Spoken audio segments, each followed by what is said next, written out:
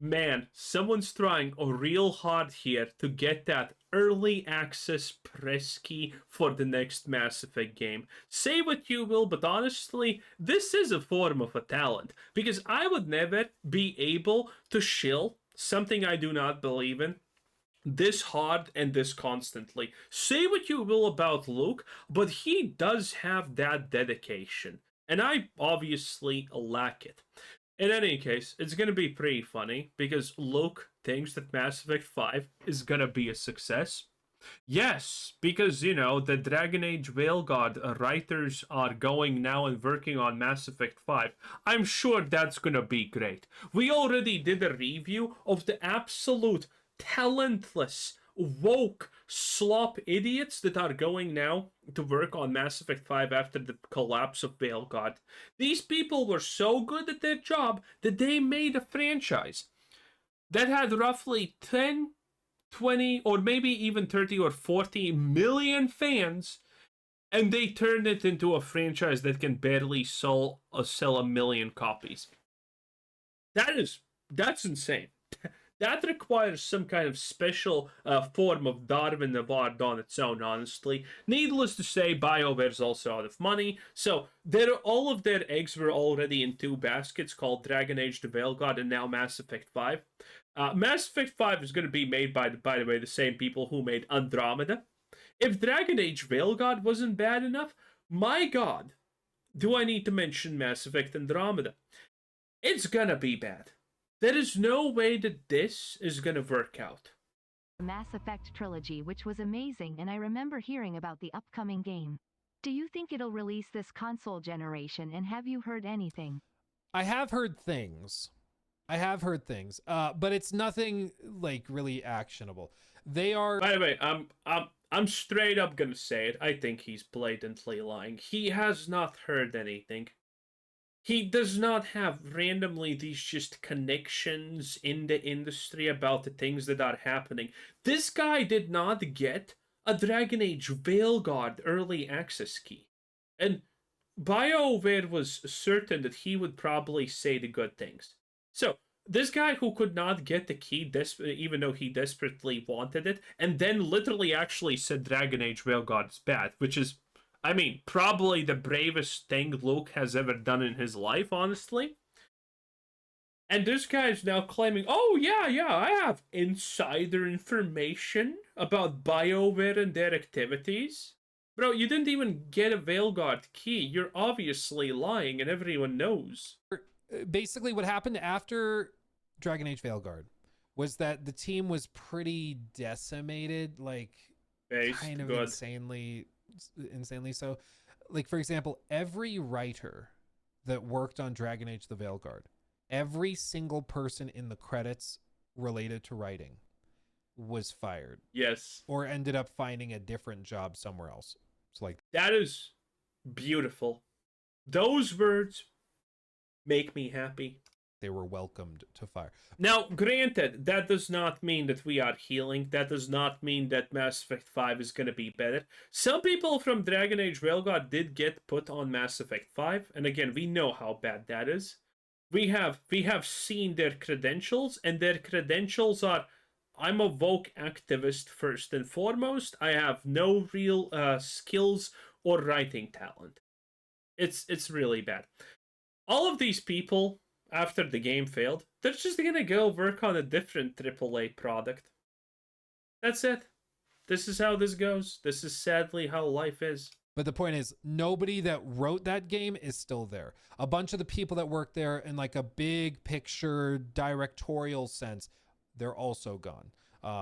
Most of them have landed on their feet, hired at other studios and stuff, but they're not at BioWare. Some of those people are rumored, by the way, to destroy Baldur's Gate 4 by Wizards of the Coast. And yes, Wizards of the Coast are making Baldur's Gate 4. How good are Wizards of the Coast at making video games? Well, they did do this one Lost Ark skill Diablo-esque type of game based on Magic the Gathering. And that thing died in less than, I think, 3 hours, even though they spent probably close to like multiple million, maybe even in the tens of millions, in promoting it through streamers. Because when that thing came out, every streamer was playing it. Everyone was paid off to play it. That's not, by the way, a conspiracy or secret or anything. They had the sponsor tag. Every big streamer was playing it, and people were not lasting even 30 minutes playing it. People hated it. The next day the contract ended, the game was pretty much over and dead. I played it, I tried to play it, and your auto attacks were not even working properly. It was abysmal. And that's Wizards of the Coast. And they got the director. They scooped up the director of Dragon Age veilgaurd to work on either Baldur's Gate 4 or some unannounced project. Yes. A literal trans activist. It's gonna be great. Anymore. Whether that was because they wanted to leave or because they were told you need to go find another job because otherwise we're going to fire you in a year, I don't know. But right now the team is like 80 people plus or minus 10. And so it's basically just a lean, mean Mass Effect machine. And the other interesting thing is that BioWare, and this wasn't really known, but BioWare as a company the paint pretty well split in two. There was the Mass Effect. This was very well known. We all talked about this. You're not pulling out any esoteric knowledge. We know that there were people who were working on Mass Effect and people who were working on veilgaurd, because BioWare literally has nothing else happening. Team. And then there was the Dragon Age team. And this goes back... Yes, and the Mass Effect team was very, very heavily favored. If they needed anything, they got it, while the Dragon Age team did not get anything that they asked for, which is kind of base, to be honest, but whatever. And then the Mass Effect team came in at the end to help them finish the story, and this is where shills are gonna say, Mass Effect 5 is gonna be good because the Dragon Age veilgaurd ending was actually good. No, it wasn't. After hearing these lies, I went and checked the ending. It was not good. It was your typical, okay, everyone assemble, let's go Avengers style and end this. The twist was boring, the secret was stupid, and the ending wasn't that impactful, okay? It's better than the rest of the game because it's your typical normal people narrative of everyone gets together and fights the baddie. So that gets bonus points, but it's not actually good writing. That's just an already established trope how things happen. Decade, 2 decades. I mean, this has always been the case. The people making Mass Effect are not the people doing Dragon Age. Of course, there's some overlap because some like engineers will be used for both. But the core like designers and stuff, they've always kind of been separated. And there was, I think it was Jason Schreier reported on some of the inner drama within this because the Dragon Age team felt like the Mass Effect team could always get away with whatever they wanted. Yes, and that was Schreier. In helping them, and it was just a lot of infighting. But what seems to have happened after veilgaurd is that this whole thing is gone. So they like pretty much just cleaned house and trimmed off a little bit of this as. By the way, you know what's funny about this? He's absolutely right, technically. The funny part about this is obviously the fact that people, there's still shills on the internet claiming that Mass Effect, not Mass Effect, but Dragon Age veilgaurd was a success. 70,000 peak players, not even a confirmed 1.5 million sales? This is a success! Yes, the shills are gonna literally tout a game that has -5 active players as a success, by the way. Somehow everything is a success as long as it fits the right ideology in their minds. But no, Dragon Age veilgaurd was not a success. Mass Effect Andromeda was not a success. As well. So now you have a very lean, mean Mass Effect machine who knows that this is kind of all or nothing. Like, this is kind of everything they've got. But they are being given the chance to do it. I think EA knows that Mass Effect is such a fantastically huge franchise with a ton of nostalgia that they can, if they can deliver a solid game, it could turn out like a decent profit. They just have to keep the budget low. Genius, Luke. Absolutely genius. or not ridiculous. They're not gonna keep the budget low, okay? First, God, you know what I hate about Luke the most? It's the fact that literally, as I am Pirate Software and worked 7 years at Blizzard, Luke actually has done the same. Me and Luke have pretty much the same degrees, and me and Luke are pretty much supposedly qualified to work at the same field, which is business finance. And this motherfucker doesn't know anything. Okay? He literally, every time he talks about something like this, I assume he stole the point from someone else or heard it, or he has no idea what he's talking about. If you're if you're a studio and this is your last shot to do something, or you're literally declaring bankruptcy, I mean, that's already the worst case scenario. You are not pulling punches. You are not gonna be like, okay, guys, we need to do like a, zero A indie budget for this. No, you're putting it all in. You're all inning because you don't have another choice. You just don't have another choice. You don't have enough money in the bank to actually like sustain development for anything after. You need this to be a hit. So no, this is not going to be small budget. This is going to be their biggest budget yet. Because this is their last shot. Listen, you're not saving $1 million.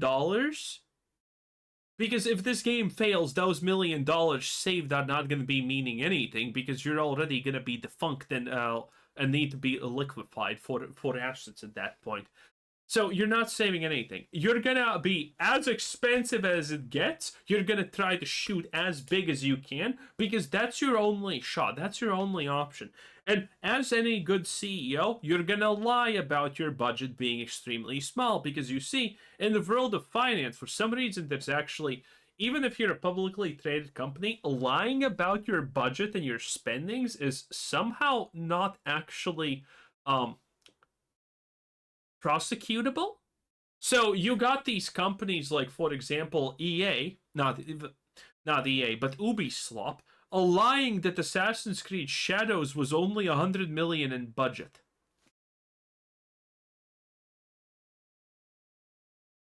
And every company does this. Maybe Luke just buys the slop and thinks that, oh yes, these companies are not lying about budgets.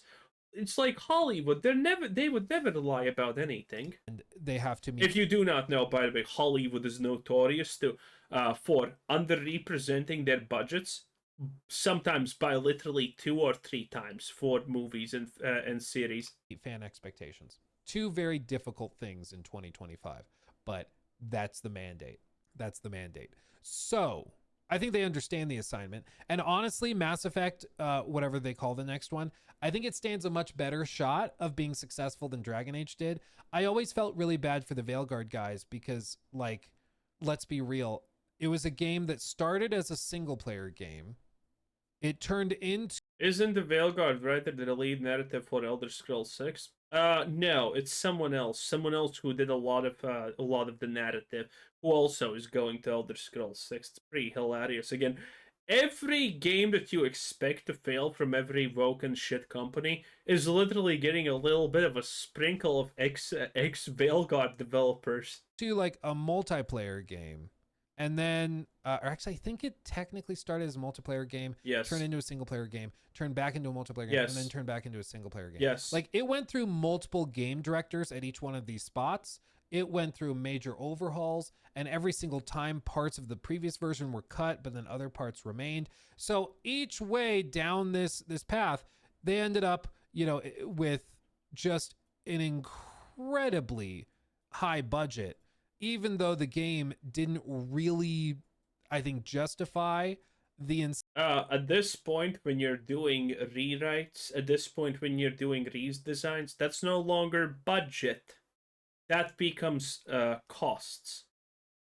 In a general sense, we refer to it as budget because that's what it ended up as. But at this point, this goes probably outside of the budget and is just additional costs. Same budget that they ended up with, but it was because they basically made 4 games and then released it at the price of 1. And that just, the math doesn't math, you know, like the math doesn't math in that case. It doesn't matter how good your game is. If you spent $200 million making it over the course of a decade, it's really hard to make that money back. Like it just is. It's just very difficult. So Mass Effect, I think, stands a much better shot at being successful. It's not difficult at all. We used to do this. Now, granted, game development is longer now, which is not a good thing. But we used to still do this. Successful compared to Dragon Age and like breaking even and actually turning a profit, because Mass Effect is basically just on that first level. So they shouldn't have as much wasted time and money. And now they also have a very, very clear example of what gamers don't want them to do. They don't want, like... There's no way he says woke. I was actually going to say something else, but I paused at a point. Luke will never admit that there's woke or ideological things in this game.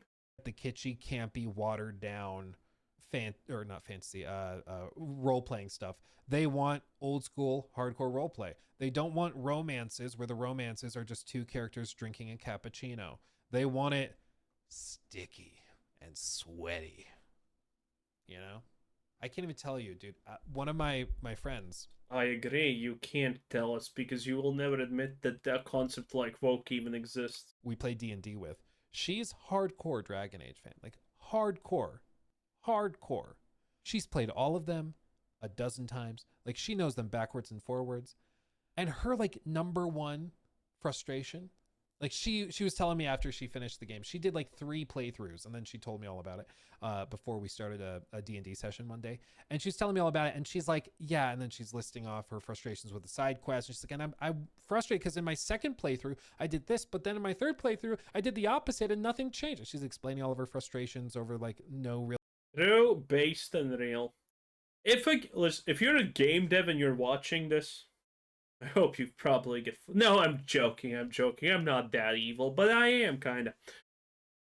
If you're gonna add a option between this, and they're different, but their impact is the same no matter how you play it, you might as well not have added a choice, because at the end of the day, it's gonna just piss me off knowing that you added a fake choice. Depth in the roleplay and all that. But she's like, but the worst thing of all, what is with the romances? Like, that for her was the final straw. After everything else, she's like, the final straw, and perhaps it was indicative of just kind of how much the roleplay had been neutered kind of from the older games. The roleplay was what really did it for her. She's like, that's the one thing. Bro, what do you mean? Establishing trans identities was not roleplay enough? Holy. You know, if I'm gonna fake something, I'm definitely establishing my trans identity. I can't forgive. Like, how do you screw up a romance between a dude with horns and then like a small dainty woman? How do you screw that up? You know? So anyway, I think Mass Effect stands a better chance of success than Dragon Age did. Dude with horns, isn't that Tosh? That's a woman. Oh, cancel Luke. Hashtag cancel Luke right there in the comments. By the way, boys, like the video.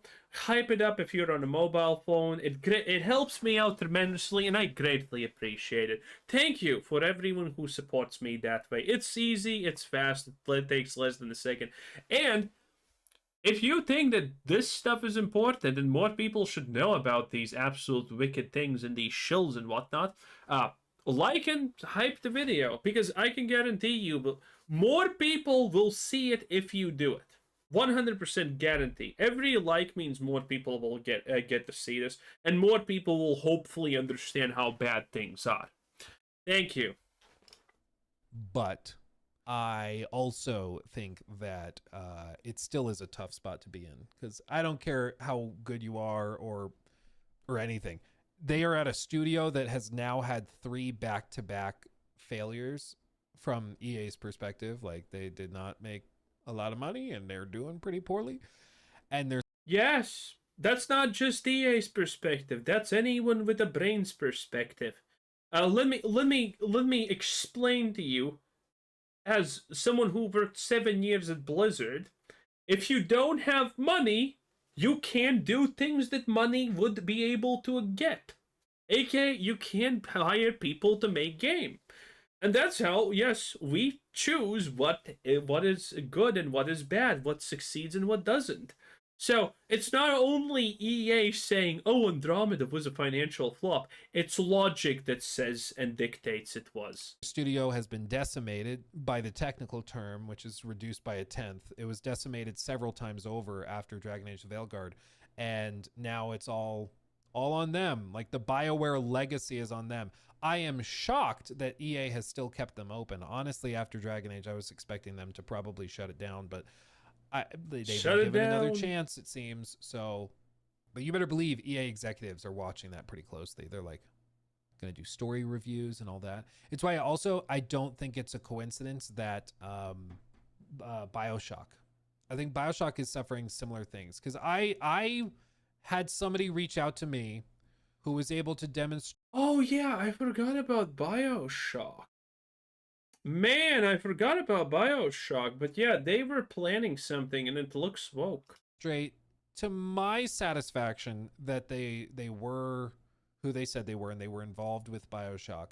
But it was only one source. So it could have just been a disgruntled employee or somebody just making up stuff for the memes. So I won't say specifically what they said until somebody else verifies it and I hear from a second source the same thing. But what this person told me was that the narrative review that they allegedly failed, or reportedly rather failed, that kickstarted the studio director being fired, the game director being moved out of position, somebody else being brought in, a bunch of other layoffs and stuff.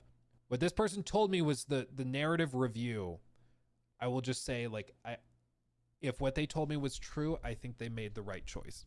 Oh. Because what they had described to me, I think, how do I say this? I think we would have been able to make a lot of videos. I'll just say that. Like, I'll just say that. We would have been able to make a lot of videos about it. So I think it was the right choice, is what I'm saying. Based on what this one person told me. It could be that that person was mistaken. It could be that that person was just making stuff up. I want to be clear about that, which is why I'm not going to get specific. But if what that person told me, I'm like, okay, so maybe it was for the best that BioShock got like a little creative shakeup, because woof. But I think that that's what's happening, is that a lot of these. Okay, very vague, very much nothing. I can also make up things, okay? Granted, how everything is going, we don't need to make up anything. We just need to live one day and new stuff popping off like there's no tomorrow. Anyway, that was Luke Steffens, 10 out of 10. Bye!